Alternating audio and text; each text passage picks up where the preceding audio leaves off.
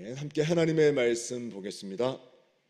시편 109편 22절과 23절입니다.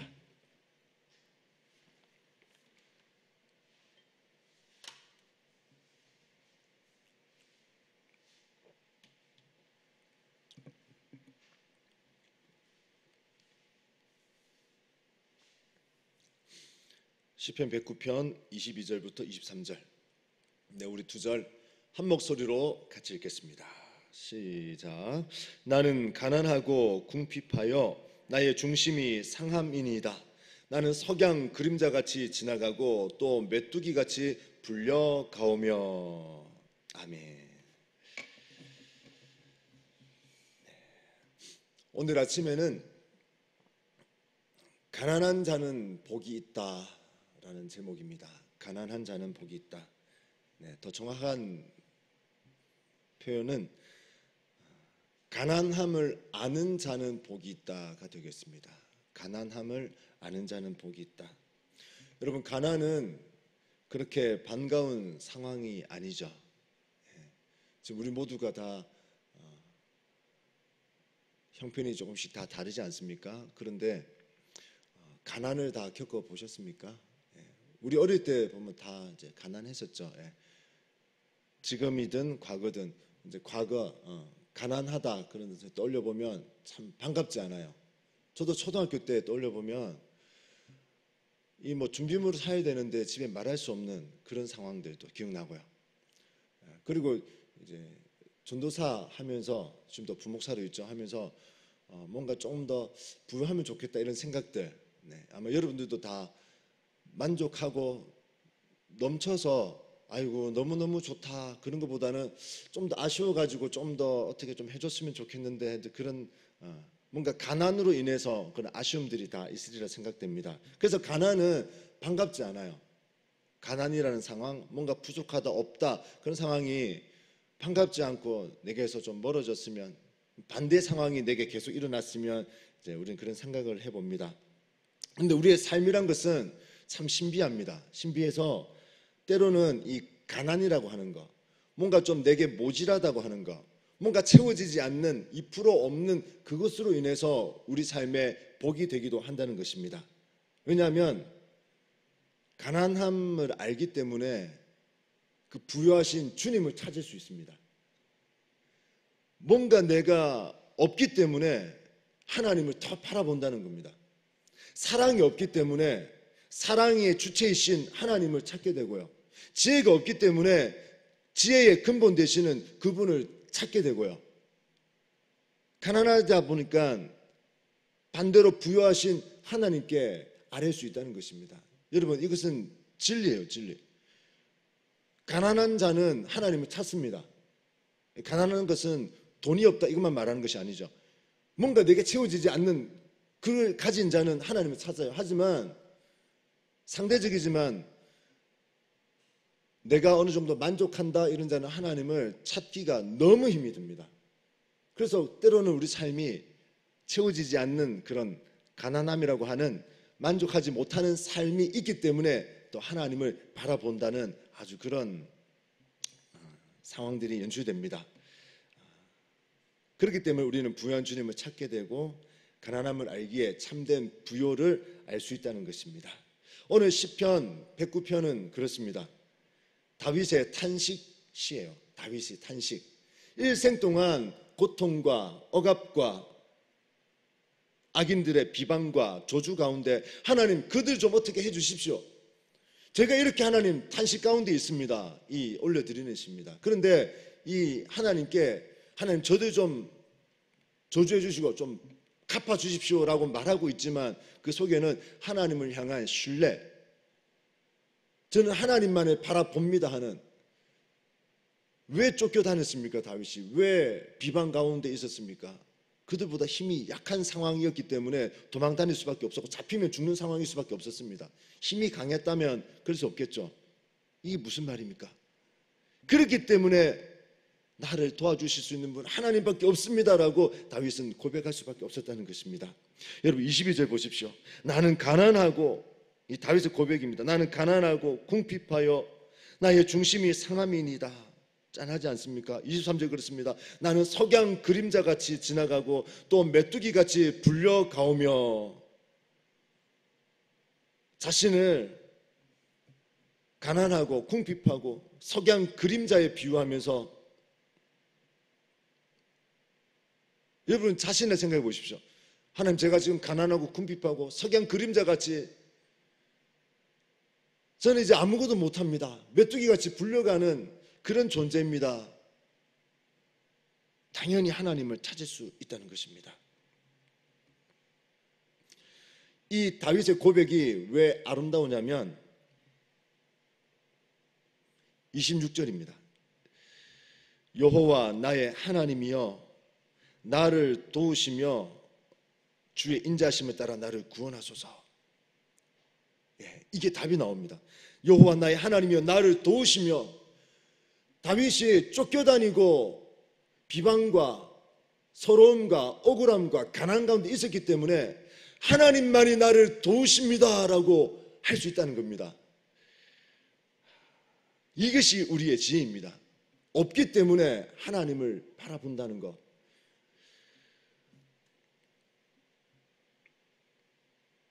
다윗은 주의 도우심을 구했습니다. 하나님, 제가 주의 도움을 구합니다. 하나님, 제발 저를 외면하지 마시고 저를 도와주십시오. 왜냐하면 자신의 가난함을 알기 때문에 그랬습니다. 스스로 풍요하다고 하는 자, 주의 도우심을 구하지 않습니다. 구하지 않아도 되는데요. 여러분, 짜장면 한 그릇 누가 하나님께 구하면서 밥을 먹겠습니까? 짜장면 한 그릇 가지고는 아무도 하나님의 은혜를 구하지 않습니다. 그 정도 먹을 다 여유가 되기 때문에. 더 큰 것을 구할 때는 내가 감당이 안 되면 구합니다. 다윗처럼 구합니다. 하지만 짜장면 한 그릇이라도 내가 감당되면 하나님 은혜 구하지 않습니다. 우리 인생이 참 그래요. 큰 것은 구하는데 내가 감당되면 구하지 않습니다. 나의 풍요를 자랑하느라 가진 자는요, 내 가진 것에 자랑하느라 하나님 찾을 기회가 없다는 것입니다. 여러분, 가난하다는 것은 물질이 없다 이것만 말하지 않습니다.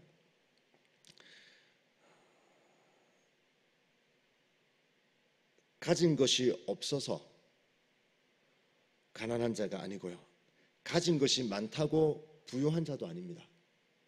이 부유함은 상대적인 것입니다. 그리고 주관적인 것입니다. 여러분, 얼마만큼 있으면 부유한 자입니까? 다 다르겠죠. 얼마가 없으면은, 얼마 정도 없으면은 거지 같은 인생입니까? 이것도 아주 주관적입니다.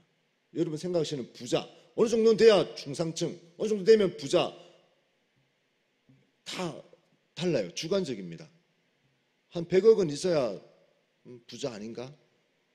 한 50억은 있어야 뭐 중상층 아닌가? 등등 다 다릅니다. 아주 주관적이에요. 주관적.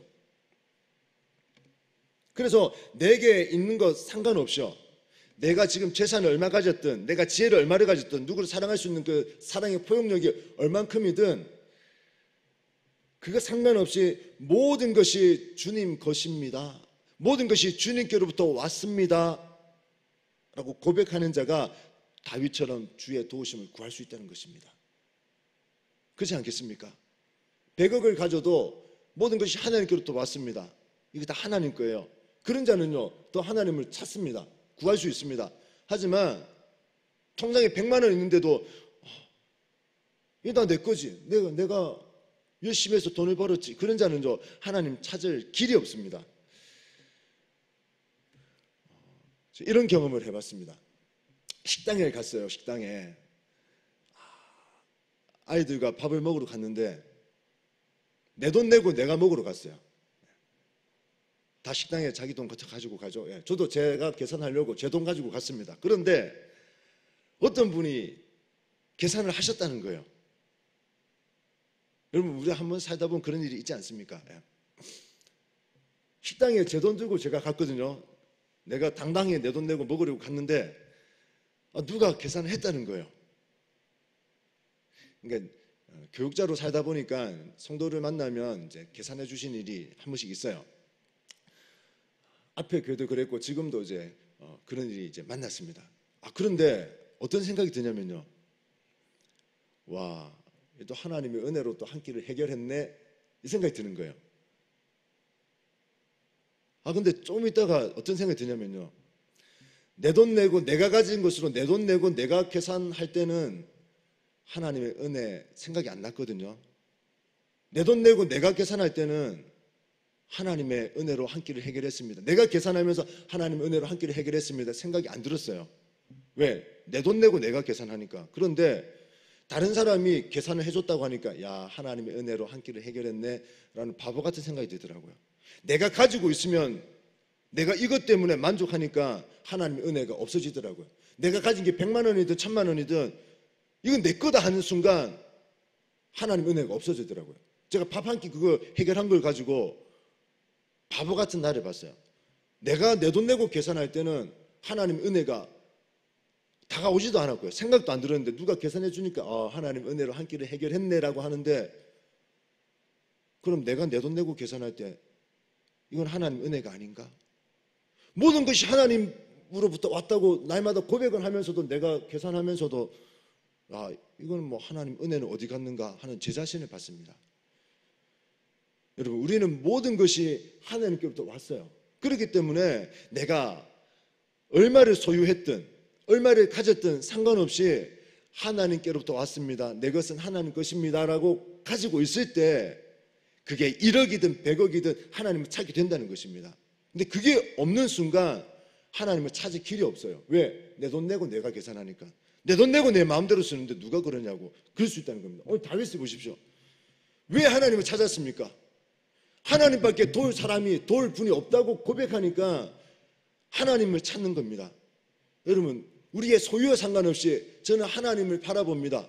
저는 하나님 것입니다. 하나님께로부터 모든 시간이 왔고요, 건강이 왔고요, 아이들이 왔고, 부요함이 왔고, 모든 것이 하나님께로부터 왔습니다라고 하는 자는 어떤 것을 가지고 누리고 있든 여전히 하나님을 찾을 수 있다는 것입니다. 하지만 그러지 못하는 자는 하나님을 찾을 수 없다는 것입니다. 왜? 내 돈 내고 내가 계산하니까 은혜가 없어진다는 것입니다. 우리 주님은 이 땅에 의인이 아니라 죄인을 찾으러 오셨다 그랬습니다. 예수님은 나는 의인이 아니라 죄인을 찾으러 왔다 하셨습니다. 여러분, 모두가 죄인이지 않습니까? 모두가 죄인입니다. 하지만 죄인인 줄 아는 죄인이 있고요, 죄인인 줄 모르는 죄인이 있습니다. 죄인인 줄 아는 죄인은 예수님을 만난 뒤에 이렇게 예배로 나오고요, 신앙 고백을 올려드리는데, 죄인인 줄 모르는 죄인은 교회 밖에서 아직도 그렇게 살아갑니다. 그런데 주님을 찾는 자, 정말 내가 죄인인 줄 아는 자는 늘 고백이 그래요. 저는 예수님이 꼭 필요합니다. 저는 예수님이 꼭 필요합니다. 예수님 없이는 저는 살 수가 없습니다. 예수님이 나를 위해 죽으셨지 않습니까? 나의 오늘 하루를 또 연장시켜 주셨고요, 나로 하여금 꿈을 가지고 살게 하셨고, 이런 고백이 되어지지 않겠습니까? 저는 주의 은혜로 오늘 하루를 살아갑니다. 여러분, 이런 의미에서 우리 모두 다 가난한 자가 되기를 원합니다. 부유한 거 상관없이요, 내가 누리고 있는 거 상관없이 다 하나님께로부터 왔습니다. 저는 가난한 자예요. 하나님께로부터 왔습니다. 그렇기 때문에 저는 하나님을 찾습니다. 하나님께 기도할 수밖에 없는 존재이고요, 기도하지 않으면 하루를 열 수가 없고요, 저는 예수님 없이는 지옥 갈 인생입니다. 저는 예수님이 꼭 필요합니다. 내 시간 마음대로 쓸 수 없고요, 내 건강이라고 내 거라고 할 수 없고요, 내 것이라고 내 밥값 혼자 계산할 수도 없습니다. 하나님, 그렇게 하면서도 저는 하나님의 은혜를 바라봅니다. 건강한 몸을 가지고 살면서도 하나님의 은혜를 바라봅니다. 이 시간을 쓰면서도 하나님 은혜로 이 시간도 쓰는 것이지요. 그런 은혜가 날마다 있기를 원합니다. 말씀을 정리하겠습니다. 사랑하는 성도 여러분, 실제로 삶 가운데 모든 것을 누리시기를 원합니다. 이미 예수님이 다 그렇게 하셨기 때문에 우리 누려야 됩니다. 하지만 누리면서도 예수님 때문에 누리는 것이죠. 하나님 은혜로 이렇게 제가 씁니다. 하나님 은혜로 시간도 건강도 돈도 모든 것을 누립니다. 하나님밖에 없습니다. 하나님이 나를 이렇게 살게 하십니다. 예수님이 나를 위해 죽으셨습니다. 저는 예수님이 꼭 필요합니다. 하나님 은혜가 필요한 자입니다. 이런 가난한 은혜가 가득 넘치시기를 주님의 이름으로 축복드립니다. 아멘. 기도하겠습니다.